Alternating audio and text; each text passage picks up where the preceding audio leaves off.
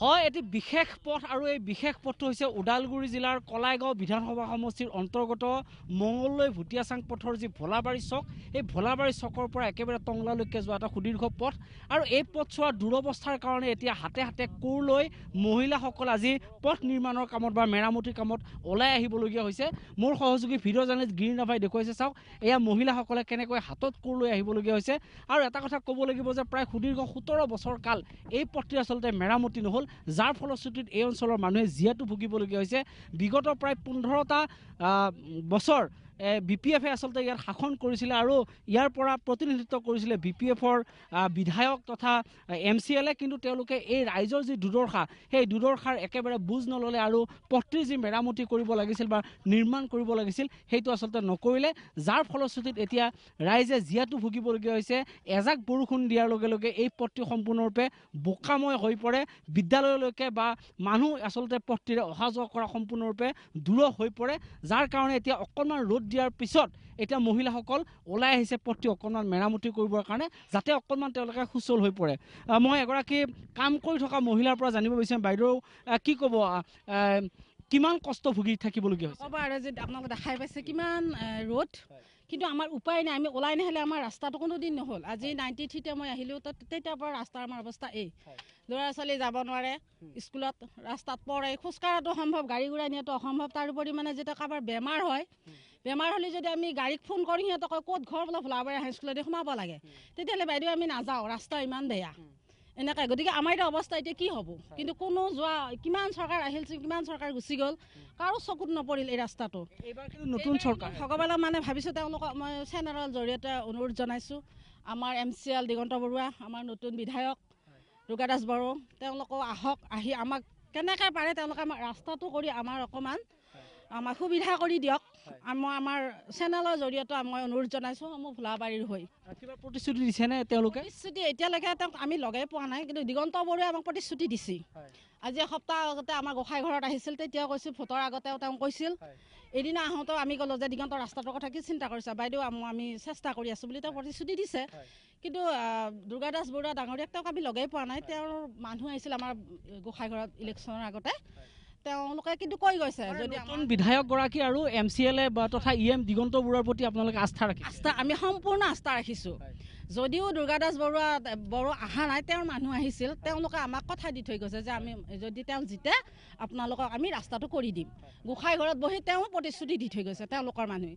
এতিয়া তেওঁলোক দুইজনলৈকে মই অনুৰোধ জনাইছোঁ, সমূহ ভোলাবাৰীবাসীৰ হৈ যিমান পাৰে সোনকালে আমাক ৰাস্তাটো কৰি দিয়ক, আমাৰ ল'ৰা ছোৱালীখিনি স্কুলত যোৱা সুবিধা কৰক, বেমাৰীখিনিৰ কাৰণে সুবিধা কৰক। এগৰাকী আইতা ওলাই আহিছে, আপুনিও হাতত আজি কোৰ লৈ কাম কৰিবলগীয়া হৈছে, কি ক'ব? আহিছোঁ বাবা, ল'ৰা ছোৱালী যাব নোৱাৰে, স্কুলত যাব আহি ধুমুকে চাইকেলেদি পৰে, খোজকাঢ়ি যাওঁতে পৰে, আগবঢ়াই থ'ব যাওঁ মানুহটোও পৰোঁ। আৰু এতিয়া পাল্লি কঠীয়া হ'লে ভুই ৰুৱে দেখালোঁ হয়, এনেকুৱা আমাৰ ৰাস্তাৰ পৰিস্থিতি। গতিকে পুখীয়া দেহাৰে আহিছে, পুখীয়া দেখাই দি আছোঁ, ভোজ হ'লে নাহিলোঁ হয়, কিন্তু এতিয়া বৰ্তমান ভোজ হ'লে নাহিল হয়, কাম কৰিবৰ কাৰণে আহিছে। আমাৰ ৰাস্তা কাম কৰা বুলিছে, সেইকাৰণে আহিছোঁ।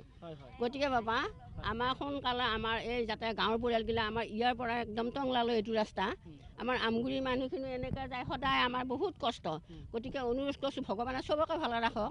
এতিয়া যি কৰোণা এইগিলা ওলাইছে, বেমাৰ ওলাইছে, আমি অকল আমাৰ কাৰণে আমি ভাবা নাই, সদায় দিনে ৰাতি আমি ঈশ্বৰক প্ৰাৰ্থনা পুথি চাই আছোঁ, আমি নামঘৰত শলা বন্তি দি চবকে ভালে ৰাখক, ৰাস্তাটো ভাল কৰিব, ৰাস্তা ভাল লাগে। এগৰাকী স্থানীয় ব্যক্তি আছে, কি ক'ব, নতুন চৰকাৰখনৰ প্ৰতি কিমান আস্থা ৰাখিছে বা তেওঁলোকক কি অনুৰোধ কৰিব, যিহেতুকে বিগত আগৰ চৰকাৰকেইখনে একোৱেই গুৰুত্ব নিদিলে? আগৰ চৰকাৰে আজি 15-16 বছৰ ধৰি এনেকৈ থাকিলে, আৰু তেওঁলোকে 15-16 বছৰ ধৰি আমাক প্ৰতিশ্ৰুতি দিয়ে আহিছে যে এই ৰাস্তাটো আমি কৰি দিম এনেকৈ থাকিলে। এতিয়া আমি দিগন্ত বৰুৱা দিনাখনে আমাৰ মন্দিৰত আহিছিলে, তেওঁ ইলেকশ্যনৰ আগতেও কৈছে বোলে আমি ৰাস্তাটো কৰি দি দিম। এতিয়া এসপ্তাহ আগতেও কৈছে, এতিয়াও আজি 4-5 দিন আগতেও কৈ গৈছে। ভোলাবাৰী চকটো বালিপাৰাটো টংলালৈ যোৱা পথ এটি, এতিয়া এই ৰাস্তাটো আগে PWD-য়ে মেৰামতি কৰিছিলে, কিন্তু এতিয়া PWD একোতো হেৰি নাই, গুৰুত্ব নাই। কোনো এতিয়া কোনো MLA MCL-এ ইয়াৰ 15-16 বছৰ ধৰি কোনো নতুন চৰকাৰখনৰ প্ৰতি আস্থা আমি নতুন চৰকাৰখনৰ প্ৰতি আস্থা ৰাখিছে এইবাবে যে আচলতে আগৰ অভিজ্ঞ যিহেতুকে সকলোৰে পৰিচিত আটাইতকৈ মন্ত্ৰী ডক্টৰ হিমন্ত বিশ্ব শৰ্মা যিহেতুকে মুখ্যমন্ত্ৰীৰ গাদীত বহিছে, গতিকে মানুহৰ সম্পূৰ্ণ আস্থা আছে যে এইবেলি আচলতে চৰকাৰখনে কিবা নহয় এটা কিবা কৰিব, বিশেষকৈ পথৰ উন্নয়নৰ কাম কৰিব। মূলত আৰু এগৰাকী স্থানীয় ব্যক্তি আছে, দাদা কি ক'ব, চমুৱাই ক'ব। আমাৰ এইটো ৰাস্তা 1985 চনত মহেন্দ্ৰ মোহন চৌধুৰীৰ দিনতে হ'ল। তাৰপিছত PWDৰ পৰা 1 কিলোমিটাৰ আমাৰ ৰূপান্তৰিত কৰিলে। তাৰপিছত বিভিন্ন চৰকাৰ আহিল, বিভিন্ন চৰকাৰ গ'ল, কিন্তু আমি তাত বাতি কাঢ়িলোঁ। MLA EM বা MCL এইবিলাক কোনেও নুবুজিলে আমাৰ ৰাস্তাটোৰ বিষয়ে, আৰু তেওঁলোকে মানে ইলেকশ্যন আহিলে কয় আমি কৰি দিম, তাৰপিছত আৰু একো নাই। হয়, ইলেকশ্যন আহিলে সকলোৱে কিবা এটা কৰিম বুলি প্ৰতিশ্ৰুতি দিয়ে, কিন্তু মূৰকত গৈ আচলতে এই পথটিৰ মেৰামতি কোনোদিনেই নহ'ল।